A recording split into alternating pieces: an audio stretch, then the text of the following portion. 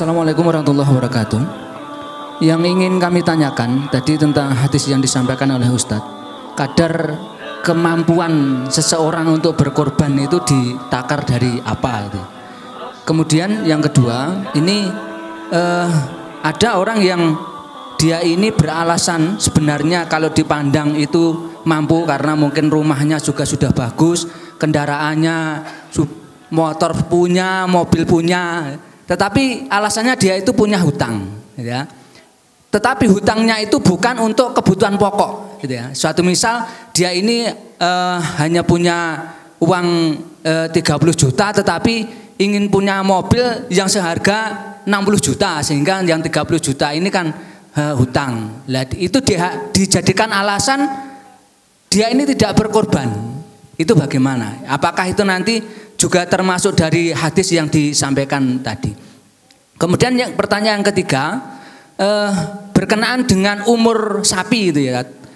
Itu 2 tahun itu adalah mutlak ataupun mungkin masih ada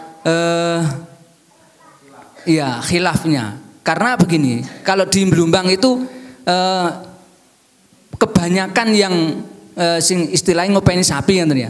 Itu ketika ini sudah dijual korban, nanti ba'da korban kan beli itu kira-kira umur itu tidak ada yang lebih 1 tahun.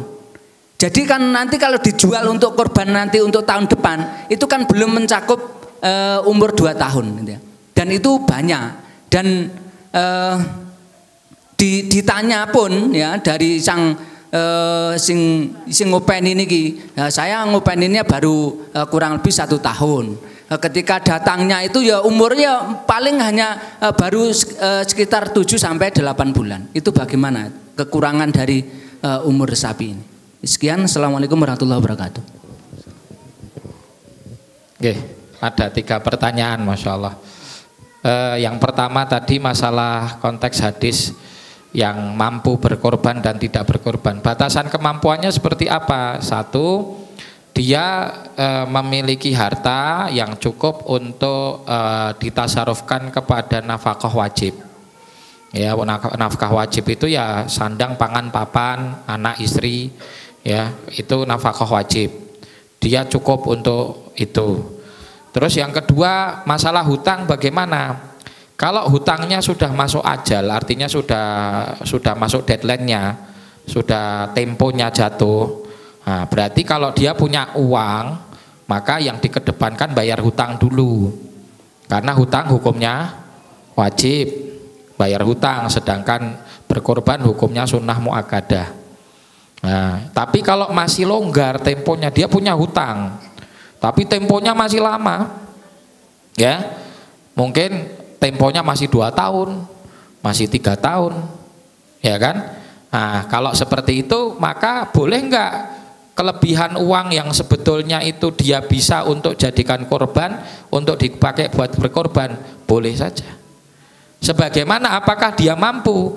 Nah, nanti dilihat kalau uang itu nanti dipakai untuk berkorban, ya itu nanti insya Allah masih ada rezeki dari jalur lain, contohnya penghasilan yang tetap karena dia adalah seorang karyawan, seumpamanya gajinya hitung-hitungannya sampai waktu tempo hutang itu insya Allah dia bisa ngelunasi, maka dia masuk hitungan mampu. Ya, kalau dia yang bukan berpenghasilan tetap, pedagang contohnya itu kan penghasilannya nggak tetap, fluktuatif. Petani juga sama, fluktuatif sesuai dengan hasil panen. Tetapi bisa secara rata-rata umumnya saya kehidupan selama ini berjalan begini, kemampuan saya secara rata-rata bisa menghasilkan sekian-sekian. Itu kan hitungan manusianya. Takdir Allah berbeda, bisa naik, bisa turun. Tapi dari situ bisa ditaksir.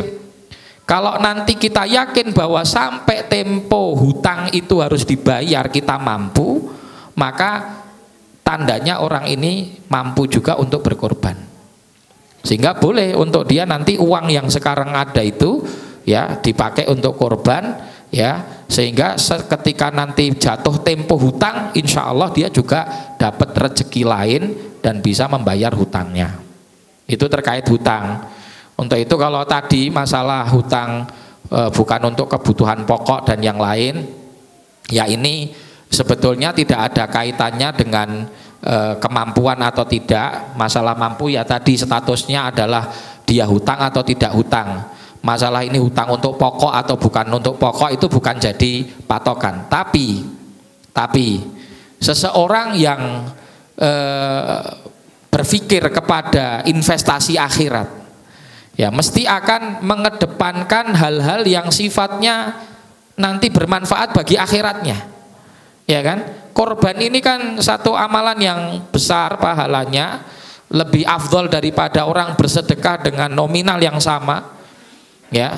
Dan ini merupakan bagian dari seseorang meninggikan syiar Allah, bentuk bukti ketakwaan.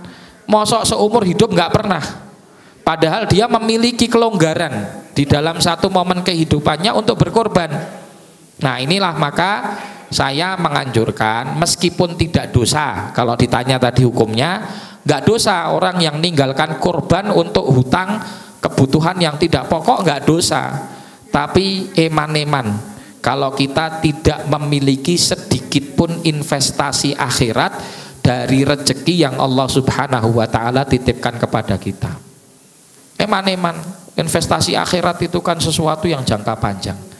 Ya, tidak ada batasannya, tidak ada akhirnya.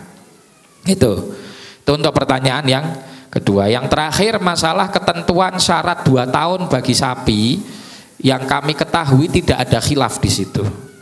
Ketetapan syarat sapi itu minimal 2 tahun.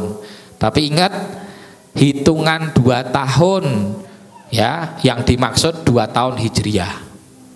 Jadi bukan 365 kali 2 ya. Tetapi hitungan hijriyah itu kan kalau 1 bulannya 30 total ya, itu 360. Tapi umumnya di dalam bulan-bulan hijriyah itu kan ada hari 29, ada hari 30 ya. Maka kalau kita ambil katakanlah sedang itu 355 hari biasanya hitungan 1 tahun hijriyah, sekitar itu. Nah, berarti ada perbedaan selisih antara Masehi dengan Hijriyah itu di setiap tahunnya 12 hari sampai 15 hari. Nah, berarti kalau 2 tahun itu berarti bedanya bisa sampai 1 bulan. Nah, untuk itu maka hal ini tetap kita jadikan satu perhatian khusus. Kalau kiranya sapi itu belum masuk hitungan 2 tahun genap secara hijriyah, alangkah lebih baik itu ditinggalkan untuk tidak dikorbankan. Karena wallahu alam saya belum mengetahui apakah ada khilaf di situ. Itu.